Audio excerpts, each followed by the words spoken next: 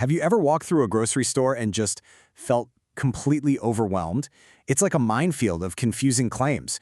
The truth about what's in our food, well, it's often hidden in plain sight. You just have to know where to look. So today, we're going to put on our detective hats and crack the code once and for all. I mean, think about it. You see a breakfast bar or a box of cereal, and it's covered in flashy labels like high in protein or all natural. But you get that nagging feeling in the back of your mind, right? Are these healthy foods actually as good for you as they claim to be? Well, let's find out. Okay, so let's dive right in. The first thing you have to understand is that the front of the package, that's just marketing. It's an advertisement. The real story, the actual truth, is always hiding on the back. And our investigation begins with the single most important clue, the ingredients list. And here's the secret to decoding it. It's actually shockingly simple. The ingredients are always listed in order by weight. So whatever you see listed first, that's what the food is mostly made of. Whatever is last on the list, there's the least of it. That one simple rule is the key to unlocking everything. And to make our detective work even easier, we're going to focus on just one single number.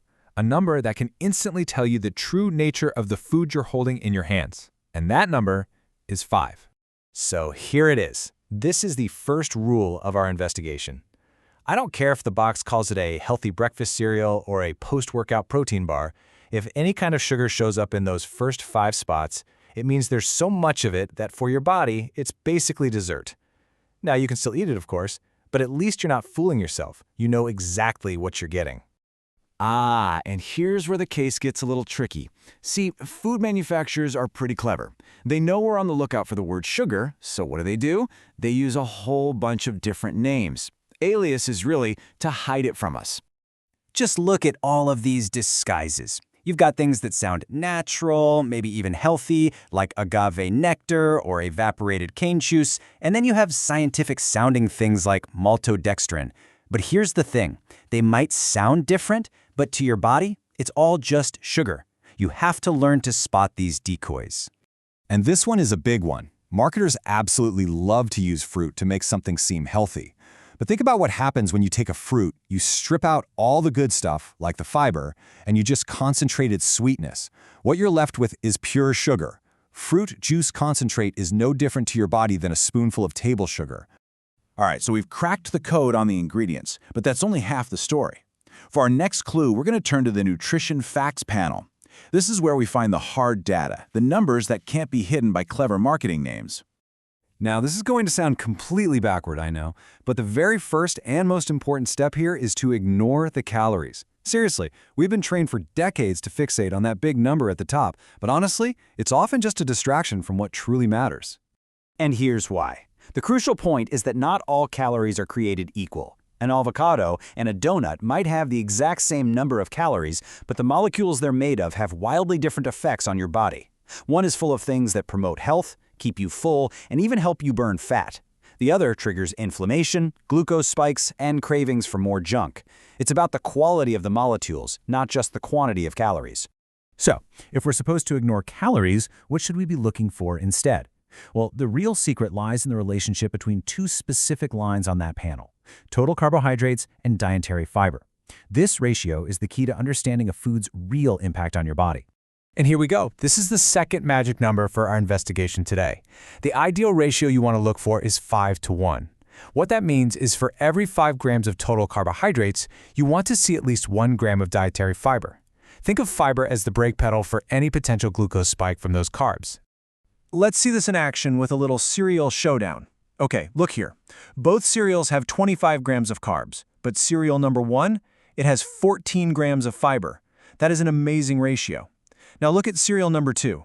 Same carbs, but less than 5 grams of fiber. It completely fails our 5-to-1 test. Cereal number 1 is the clear winner. It's going to fuel your morning, while cereal number 2 is probably just going to lead to a crash an hour later. Okay, so we're getting good at this. We know how to read the back of the box. So the final piece of our investigation is learning how to completely ignore the front. The marketing buzzwords, all that hype, it's designed to do one thing: distract you from the truth. Let's just get this one straight right now. Gluten-free does not automatically mean healthy. All it means is that it was made without wheat. And you know what? A lot of times, that wheat is replaced with really refined starches like rice flour that can spike your glucose even more. Don't forget, soda is gluten-free. And the same exact thing goes for vegan.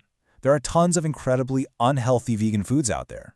A cookie that's just loaded with sugar and processed vegetable oils, that can be vegan. Sugar itself is vegan. It's a dietary choice, not some kind of health certificate. And finally, organic. Now look, organic can be better because they're avoiding pesticides, and that's great. But an organic cookie is still a cookie. A super sugary organic breakfast cereal is still going to send you on a massive glucose roller coaster. The word organic doesn't magically make something a health food. So, by learning to see past all that marketing hype and to read the real story on the back of the box, you've basically just gained a superpower. Seriously, you are now in control. You can make informed choices instead of just being tricked by some flashy packaging. So here it is, your simple but incredibly powerful detective's toolkit.